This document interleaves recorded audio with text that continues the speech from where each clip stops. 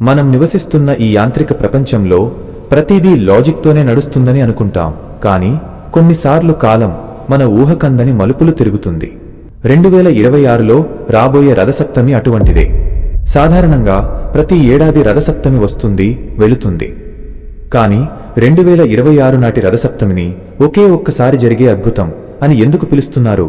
దీని వెనుక ఉన్న అసలు మిస్టరీ ఏమిటంటే, ఖగోళ శాస్త్రం ఆస్ట్రానమీ ప్రకారం భూమి తన అక్షం మీద తిరిగే కోణం, సూర్యుడి గమనం మరియు తిరుమల క్షేత్రం యొక్క భౌగోళిక స్థానం, ఈ మూడు ఒకే సరళరేఖపైకి రాబోతున్నాయి. ఇది కేవలం క్యాలెండర్లో తేదీ మారడం కాదు, విశ్వాంతరాళంలో జరిగే ఒక అరుదైన అలైన్మెంట్. భారతీయ కాలగణనలో సూర్యుడు అంటే కేవలం ఒక నక్షత్రం కాదు, ఆయనే కాలపురుషుడు. రథసప్తమి అంటే సూర్యుడు తన 7 గుర్రాల రథాన్ని ఉత్తర దిశగా మళ్లించి లోకానికి వెలుగును, శక్తిని ప్రసాదించే రోజు. అయితే 2026లో సూర్యుడి కిరణాలు తిరుమల వెంకటేశ్వరుని గర్భాలయంలోకి ప్రవేశించే కోణం అత్యంత ఖచ్చితత్వంతో ప్రెసిజన్ ఉంటుందని శాస్త్రవేత్తలు, సిద్ధాంతులు అంచనా వేస్తున్నారు. 100 ఏళ్ల క్రితం ఏ శాస్త్రవేత్తలు లేని సమయంలో కేవలం నక్షత్రాల గమనాన్ని చూసి ఆలయ ద్వారాలను ఎలా నిర్మించారు? ఆ రోజు ఉదయం సూర్య కిరణాలు స్వామివారి దివ్య మంగళ స్వరూపాన్ని తాకినప్పుడు కలిగే ఆ వెలుగు, అది కేవలం వెలుతురు కాదు, అది ఒక అద్భుత దృశ్యం. ఆ ఒక్క క్షణం కోసం లక్షలాది మంది ఎందుకు వేచి చూస్తారు? ఇది భక్తి మాత్రమేనా, లేక దీని వెనుక ఏదైనా టైం పోర్టల్ లాంటి రహస్యం దాగి ఉందా? తిరుమల ఆలయం అంటే కేవలం రాళ్లతో కట్టిన కట్టడం కాదు, అది ఒక ఇంజనీరింగ్ మార్వెల్. నేటి ఆధునిక కాలంలో మనం లేజర్ టెక్నాలజీతో కొలతలు వేస్తాం, కానీ 1000 ఏళ్ల క్రితమే సూర్యుడు ఏ రోజున, ఏ నిమిషానికి, ఏ కోణంలో కిరణాలను ప్రసరిస్తాడో లెక్కగట్టి ఆలయ గర్భాలయాన్ని నిర్మించడం సాధ్యమా? ప్రాచీన భారతీయులు స్థపత్య వేదం అనే విద్యను ఉపయోగించేవారు. దీని ప్రకారం ఒక ఆలయం సూర్యోదయ దిశను బట్టి మారుతుంటుంది. తిరుమల కొండల మీద ఉన్న ఈ ఆలయం సముద్ర మట్టానికి సుమారు 3200 అడుగుల ఎత్తులో ఉంది. రథసప్తమి రోజున సూర్యుడు ఉదయించేటప్పుడు ఆ కిరణాలు నేరుగా గాలిగోపురం గుండా ప్రవేశించి వెండి వాకిలిని దాటి బంగారు వాకిలిని తాకి చివరకు చిమ్మ చీకటిగా ఉండే గర్భాలయంలోని స్వామివారి ముఖారవిందంపై పడతాయి. ఇక్కడ మనం గమనించాల్సింది, ప్రతిరోజు సూర్యుడు ఒకే చోట ఉదయించడు. ఏడాది పొడవునా ఆయన స్థానం మారుతూ ఉంటుంది.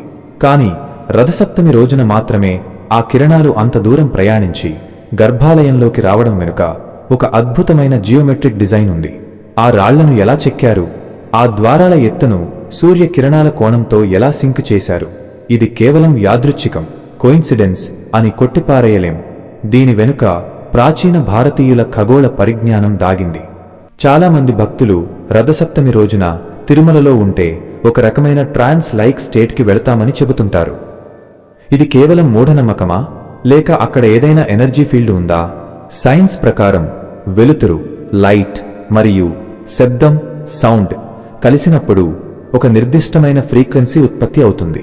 రథసప్తమి రోజున తిరుమలలో మంగళ వాయిద్యాలు, వేదమంత్రాల ఉచ్చారణ అత్యంత శక్తివంతంగా ఉంటాయి. అదే సమయంలో సూర్యకిరణాలు గర్భాలయంలోని విగ్రహాన్ని తాకి పరావర్తనం, రిఫ్లెక్షన్ చెందుతాయి. ఆ వెలుగులో స్వామిని చూడటం అనేది మానవ మెదడులోని పినియల్ గ్లాండ్ పై ప్రభావం చూపుతుందని కొందరు పరిశోధకులు భావిస్తారు. అక్కడున్న భక్తులు చెప్పే మాట ఒక్కటే, ఆ క్షణం నాకు భూమి మీద ఉన్నట్టు లేదు. ఒకవైపు ఆధ్యాత్మిక భావన, మరోవైపు ఆ వింతైన కాంతి. వెరసి భక్తుల మెదడులో డోపమైన్ మరియు సెరటోనిన్ లెవెల్స్ అసాధారణంగా పెరుగుతాయి. ఇది కేవలం మతపరమైన విషయం కాదు, ఇదొక సైకలాజికల్ మరియు న్యూరలాజికల్ ఫెనోమెనాన్. ఆ ఎనర్జీని అనుభవించిన వారికే ఆ రహస్యం తెలుస్తుంది. అది భగవంతుడి మహిమ లేక ప్రకృతి శక్తుల సంగమమా?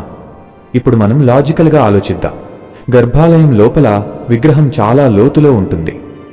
సూర్యకిరణాలు నేరుగా డైరెక్ట్లీ విగ్రహాన్ని తాకడం ఫిజికల్గా సాధ్యమేనా? ఇక్కడే అసలైన ట్విస్ట్ ఉంది. ఆధునిక ఫిజిక్స్ ప్రకారం కాంతి అనేది కేవలం సరళ రేఖలో మాత్రమే కాదు, పరావర్తనం, రిఫ్లెక్షన్ మరియు విక్షేపం, డిఫ్రాక్షన్ చెందుతుంది. ఆలయ లోపల ఉన్న గోడలు, మండపాల్లోని స్తంభాల అమరిక వల్ల ఆ కాంతి ప్రయాణించే మార్గం మారుతుంది.